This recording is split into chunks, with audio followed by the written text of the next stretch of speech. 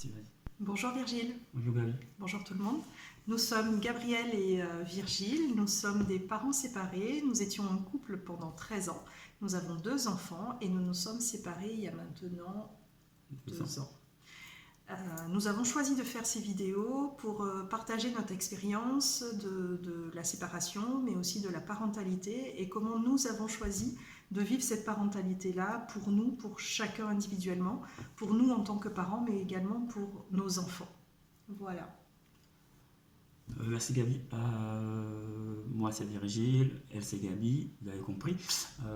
Aujourd'hui c'est la deuxième vidéo, on en a déjà fait une il n'y a pas si longtemps où on s'est présenté, on a expliqué le pourquoi et la vision de cette chaîne YouTube que nous avons décidé de créer ensemble. Aujourd'hui nous allons rentrer dans le vif du sujet, on va dire. Donc aujourd'hui on a décidé de vous parler de comment gérer les premiers jours, enfin de comment nous on a géré les premiers jours. Après la séparation, les premiers jours avec les enfants, l'organisation des enfants, l'organisation personnelle, comment on agence des choses pour que tout puisse se mettre sur les rails et comment on s'en est sorti. Donc je laisse la parole à Gabi pour parler de comment elle a géré les premiers jours et ensuite je reprendrai la parole pour vous parler de comment on va gérer aussi à mon niveau ces premiers jours qui peuvent donner des appréhensions mais qui ne sont pas si difficiles que ça à gérer. Voilà. Merci. Alors moi, les premiers jours ont été... la première semaine, c'est toi qui les avais, Oui. du coup. Et donc moi, ma première semaine a été... moi, j'ai quitté l'appartement et donc j'ai pris un nouvel appartement. Et donc pendant les quelques semaines avant, j'ai aménagé cet appartement, j'ai refait les travaux. T'as quelque chose à dire? Oui. J'ai refait les travaux, Virgile m'a aidé aussi dans le déménagement. Et donc une fois que tout a été fait, je me suis retrouvée chez moi la première nuit.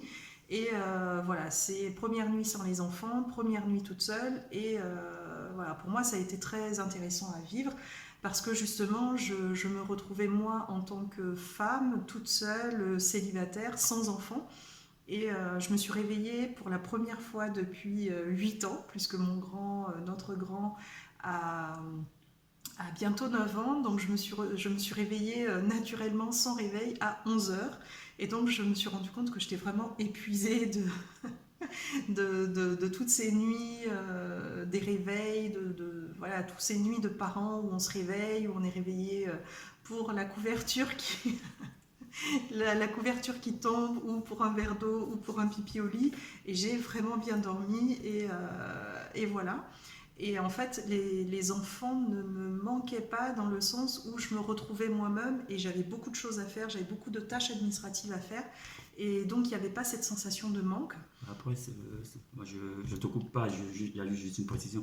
C'est vrai que les enfants ne peuvent pas te manquer parce que vous avez eu 2 semaines, rien que Oui, vous trois, aussi. en vacances au Cameroun. Donc forcément, je pense que tu as fait un stock D'amour. voilà. Donc du coup, cette semaine-là sans eux, c'était pas. Voilà.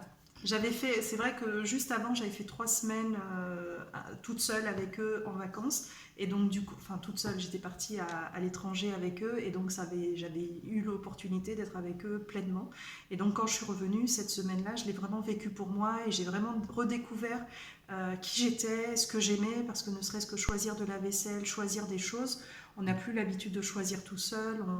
Voilà, moi, j'avais perdu en tout cas cette habitude de faire qu'à ma sauce, de choisir que mes couleurs, parce que Virgile il a ses goûts aussi qui sont très prononcés. Et donc voilà, moi cette semaine-là, j'ai vraiment pris du temps pour me reposer, pour me reconnecter à qui j'étais, pour prendre du temps aussi pour voir ce qui était en train de se vivre au niveau émotionnel et me dire tiens, je culpabilise pas d'être toute seule, tiens, je suis bien.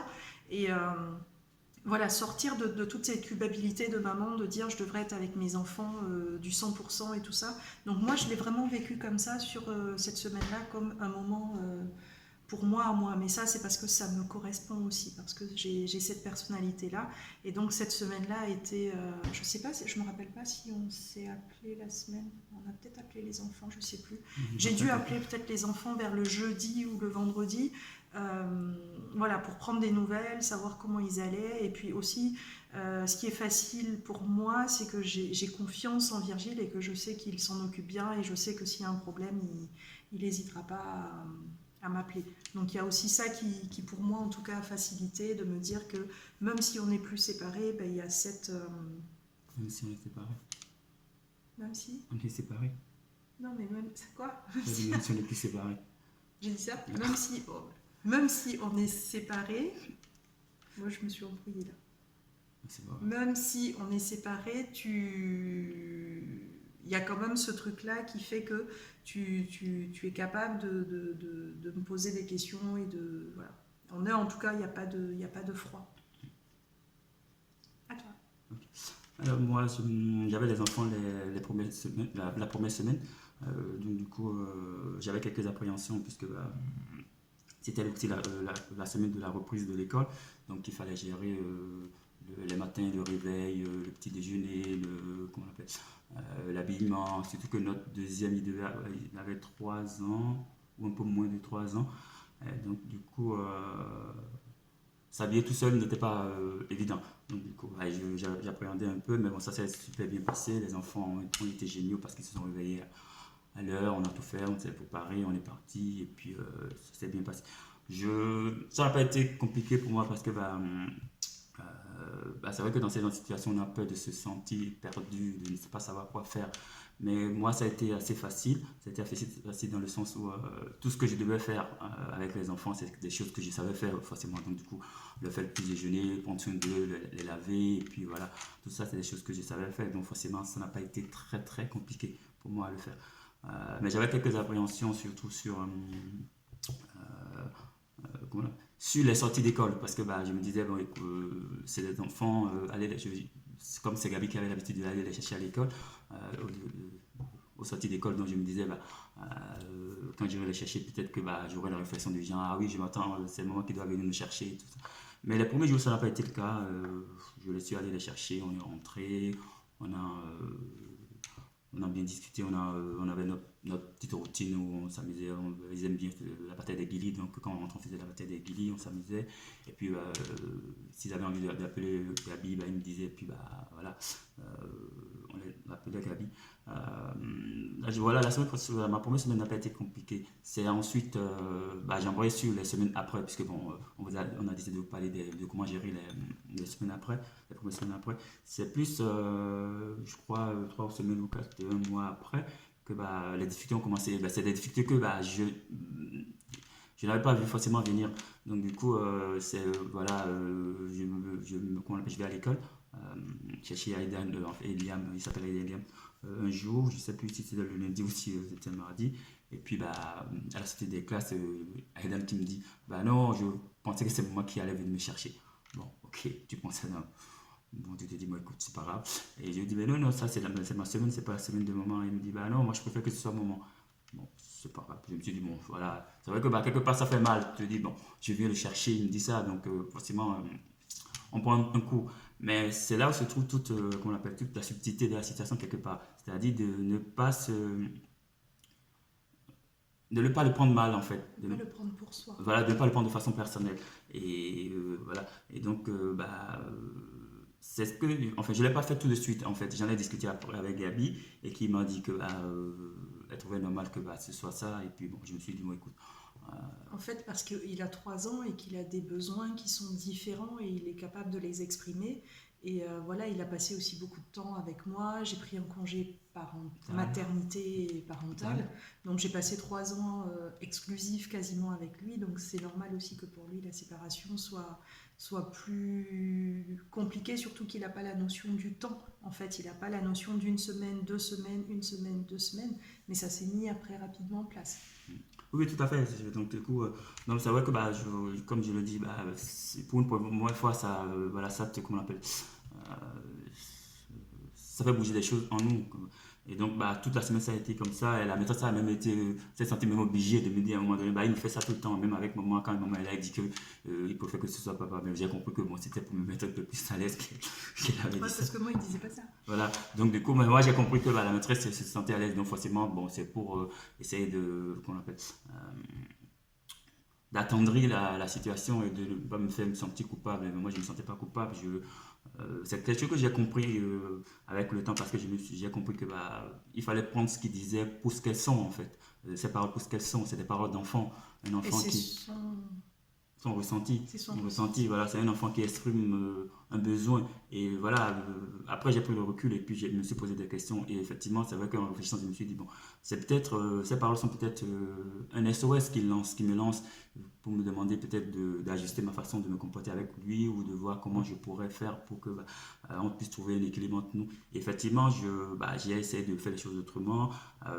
Quand j'ai des reproches à lui faire ou quand je suis fâché, je l'appelle, je lui explique que bon voilà, la situation qu'il vient de faire, ça m'a énervé. Donc du coup, voilà, je lui ferai des reproches, puisque je suis son père, je lui ferai toujours des reproches quand il fera quelque chose qui ne me conviendrait pas Le mot correct. reproche ne me convient pas. Mais... Donc, enfin, tu peux toujours dire le mot qui te convient, puisque bon, enfin, c'est le mot que moi je trouve voilà, euh, adéquat pour la situation. Donc, des remarques, des observations. je pense que c'est la même chose, mais bon, c'est pas grave.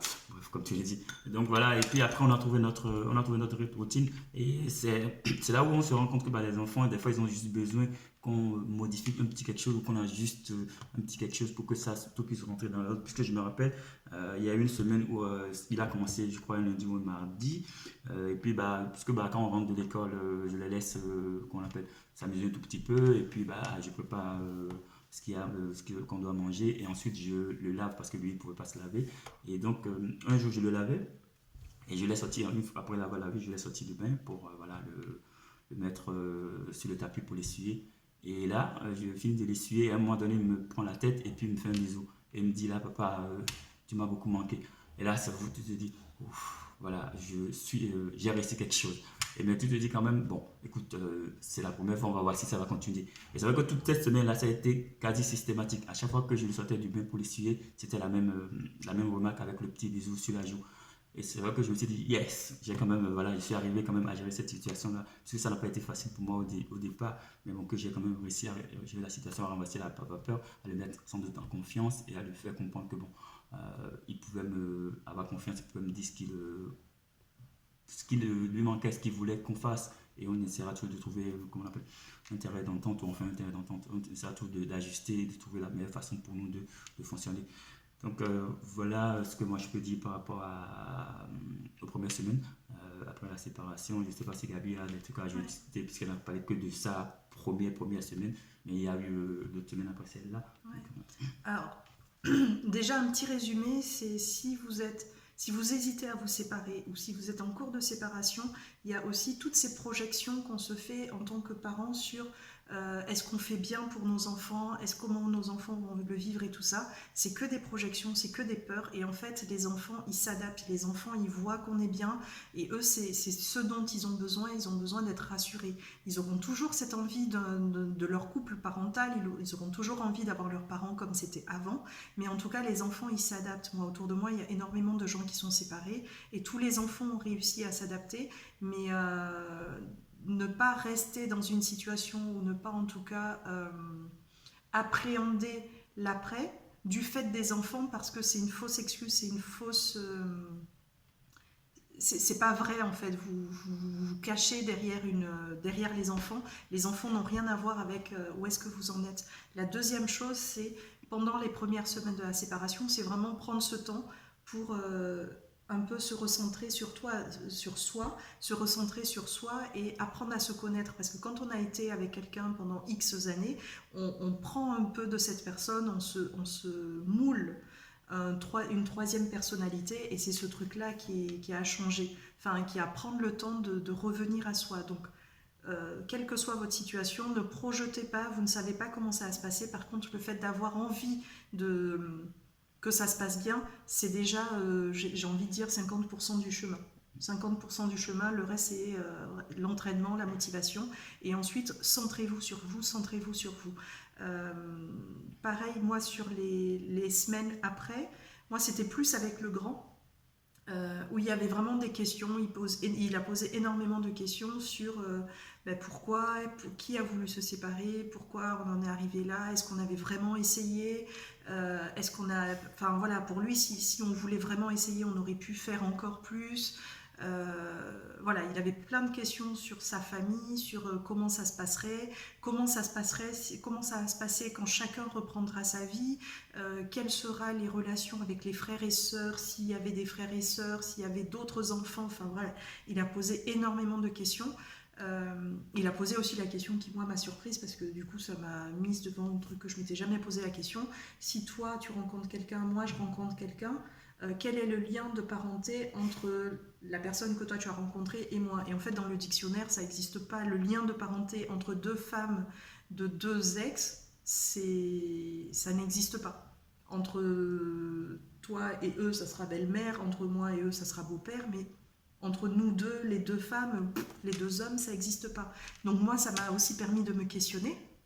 Et en fait, à chaque fois qu'il posait des questions, je lui répondais sincèrement. C'est-à-dire, je ne lui ai pas raconté nos histoires personnelles parce qu'on est les adultes et eux, ils sont les enfants. Par contre, je lui ai donné toutes les informations. Toutes les informations. Je n'ai pas menti. Je n'ai pas caché la vérité. Je lui ai dit tout ce que je pensais être nécessaire à sa compréhension. J'ai été honnête avec lui. Quand je n'avais pas de réponse, je lui ai dit je ne sais pas. Des fois, je le renvoyais vers son papa parce que y a des choses que moi je sais pour moi, mais je ne sais pas comment c'est pour son papa. Et donc, c'est vraiment ce truc-là. Et pendant, je crois, 2-3 mois, hein, ça a été comme ça. Il posait des questions, et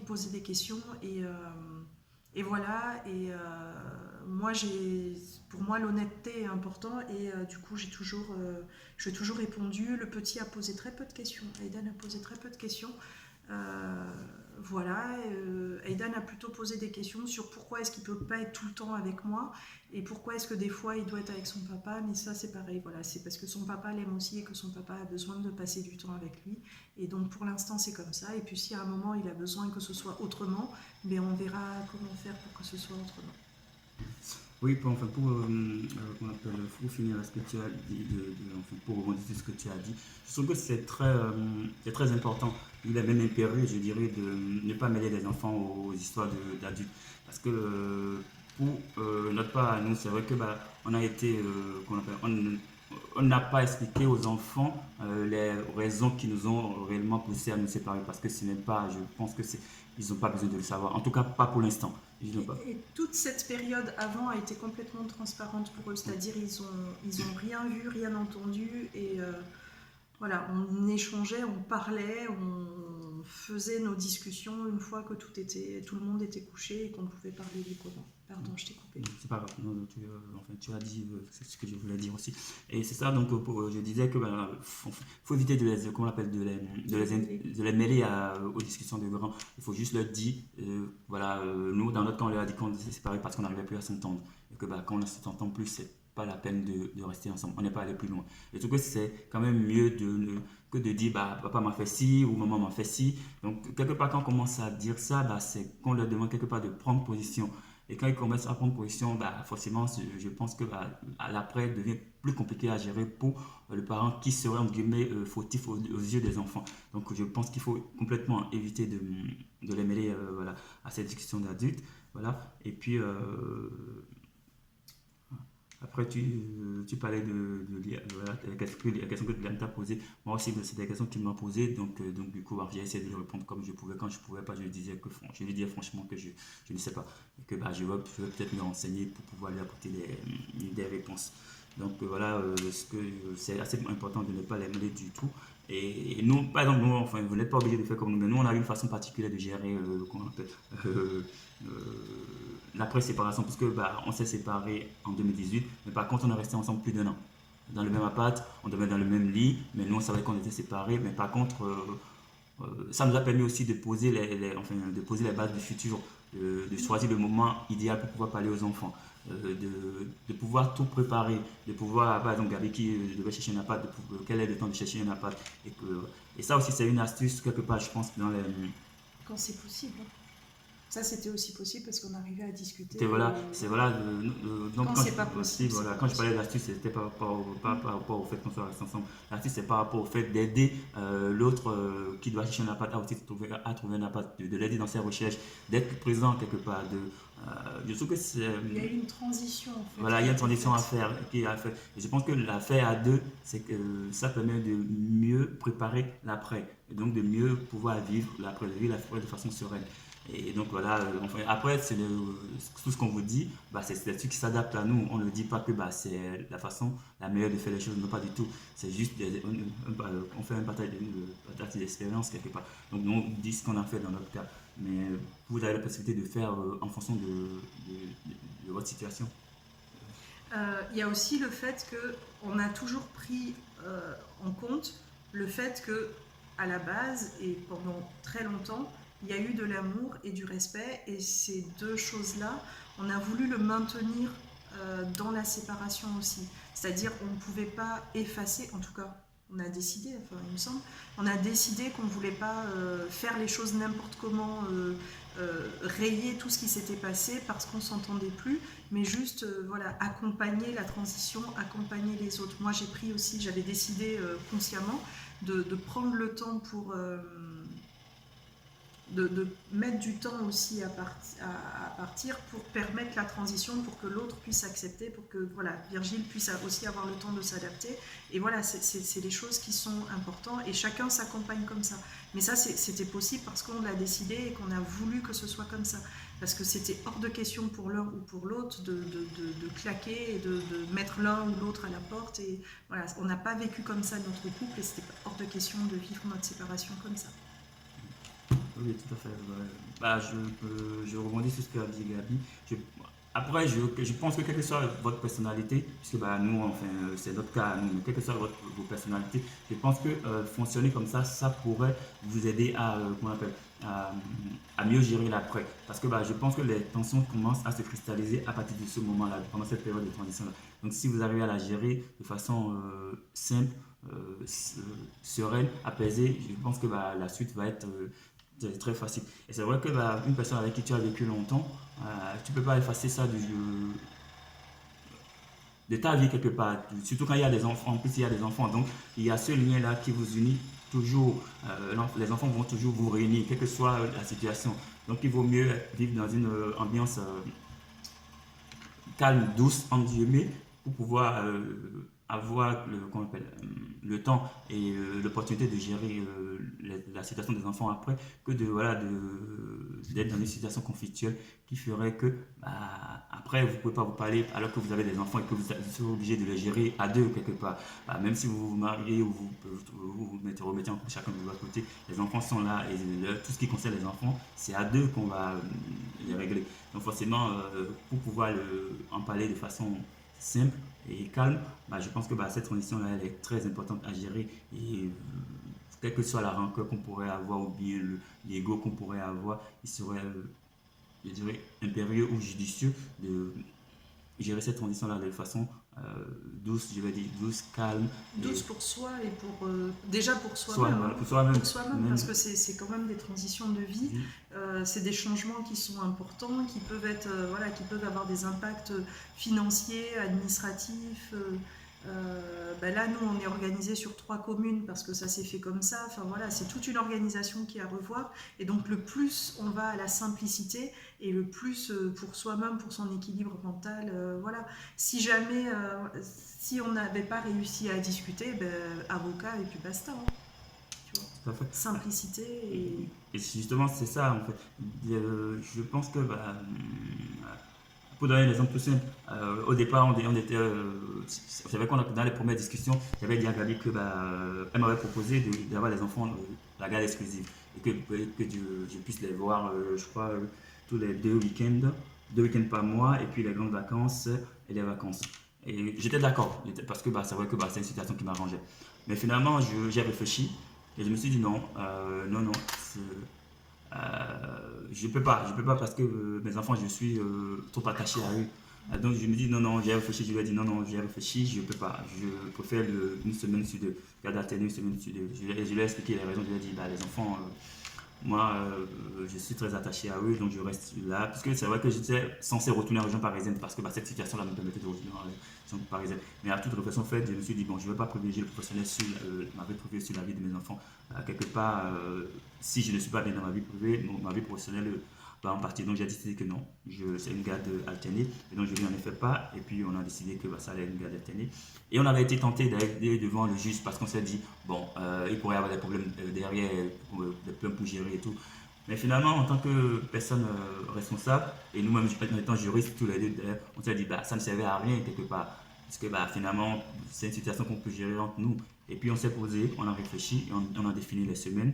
Voilà, semaine un peu pour moi, semaine un peu pour elle. Comment on allait gérer comment on appelle, tout ce qui était les aspects financiers, la scolarité des enfants, les activités sportives. On a tout défini en fait, on on a a tout tout défini. regardé, Voilà. on a listé tout ce qu'il y avait et on a tout discuté point par point pour être OK.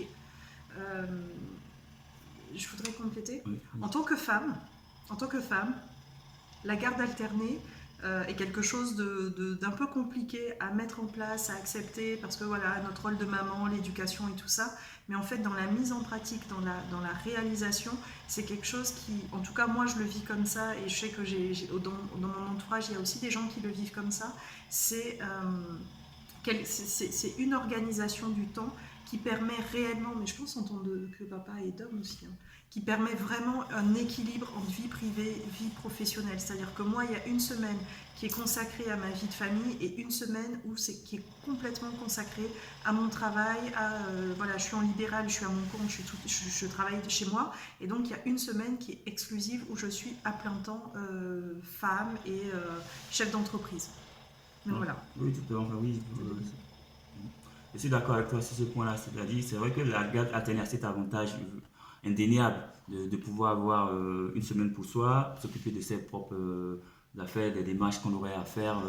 Et si vous avez des projets perso, de pouvoir les faire sans avoir les enfants dans les pattes quelque part. Et la semaine où les enfants sont là aussi, en s'organisant, c'est possible aussi. Mais c'est vrai que bah, quand on a la garde exclusive, ça devient un peu plus compliqué. Et comme le dit Gabi, pour une femme, généralement, c'est les femmes qui ont la garde exclusive. Quoique je connais quelques hommes qui ont la garde exclusive aussi. Donc, c'est assez contraignant. Pour en avoir discuté avec des amis, c'est un peu contraignant. Après, bah, on ne dit pas que c'est juste des conseils. On ne dit pas que c'est la meilleure façon. C'est à vous de définir la garde qui vous convient le mieux. Parce que la dernière fois, j'ai rencontré, pour finir avec ça, j'ai rencontré une personne qui m'a parlé d'une garde que j'ai trouvée très originale quelque part. La personne avec son conjoint, ils ont décidé que, par exemple, la semaine du lundi au dimanche, la personne n'a pas les enfants le lundi et le mardi. Donc, elle les récupère le mercredi, le jeudi, le conjoint les récupère le vendredi. Et là par contre, l'alternance se fait sur les week-ends. Donc, du coup, les enfants voient les deux parents toutes les semaines en fait. Ils voient les deux parents toutes les semaines. Je crois qu'à la base, tu m'avais proposé ça et moi je t'avais dit c'est un peu compliqué. Ah oui, il a proposé ça. Si, Comme quoi. Hein. Donc du coup, j'ai trouvé ça très original. Je dit, mais ouais, c'est pas plus mal. Donc il n'y a pas de façon, voilà, il y a pas de façon standard en fait. C'est une garde que vous-même vous décidez à deux de mettre en place en fonction de qui vous êtes, de comment vous vivez les choses, en fonction aussi des enfants, de ce que les enfants souhaitent. Voilà. Des fois, c'est bien aussi de discuter avec les enfants, de les sonder pour voir ce qui peut leur convenir. Donc voilà. Ben, je pense que nous avons fait un le petit tour. résumé. Oui, bah, je te laisse le résumé. Oh. Résumé. Pas d'excuses, pas de non-choix sur la séparation ou sur le mode de garde ou quoi que ce soit parce qu'il y a des enfants. Les enfants, si vous êtes bien, ils seront bien. Ensuite, prenez le temps de vous recentrer sur vous, de prendre le temps. À mes copines là, qui se jettent, qui sortent d'une relation et qui vont tout de suite sur une autre relation, non, prenez le temps de vous reconnecter. Et les hommes aussi, je sais pas. Je pense que c'est important de prendre le temps de faire ce que j'appelle dompter sa solitude quelque part, parce qu'on a peur en fait de se retrouver seul. Mais c'est très important de se retrouver seul parce que c'est le moment où on arrive à discuter avec soi-même, où on arrive à se recentrer sur soi, comme le dit Gabi. Et c'est important de se recentrer sur soi avant de repartir dans une autre relation. Sinon, bah, vous reprenez les mêmes erreurs que vous avez faites dans la première relation, ou vous faites des erreurs encore plus graves que les erreurs que vous avez faites dans la relation passée. Donc c'est important, comme tu appelles ça comment? Dompter quoi? Dompter sa solitude. Ok. Responsabilité premier. Dompter sa solitude en deuxième. Tu vas faire créateur de concept. Dompter qui? Sa solitude. Ok. Dompter sa solitude. Apprendre à se connaître. Oui. Troisième point, c'est vraiment discuter, prendre ses responsabilités. Si la communication est facile, prenez votre responsabilité et dites ce que vous voulez. Et l'autre aussi, mettez-le face à ses responsabilités. Qu'est-ce qu'il veut? Et trouvez vos compromis. Si là, il n'y a pas de discussion, à ce moment-là, c'est pareil. Prenez vos responsabilités et ne pas dire la communication est compliquée ou quoi. Il y a des moyens de mettre en place une communication. Il y a des avocats, il y a des médiations, il y a plein de choses qui existent. Renseignez-vous, ne restez pas dans le mental, ne restez pas dans ce qui est possible ou pas possible. Allez vous renseigner, décidez, sachez ce que vous voulez et faites-le ensemble. Écoutez, ça a été un plaisir pour nous de faire cette deuxième vidéo. Nous espérons que les informations qu'on a apportées pourront vous aider si vous êtes en train de vous séparer. Si vous avez aimé cette vidéo, likez-la, mettez un pouce bleu. Et puis, si vous avez des commentaires, faites-les en dessous de la vidéo. Si vous avez éventuellement des conseils à donner et à partager, vous pouvez les mettre aussi en bas de la vidéo. Voilà, on vous souhaite une très bonne semaine et à très très bientôt. Salut! Salut!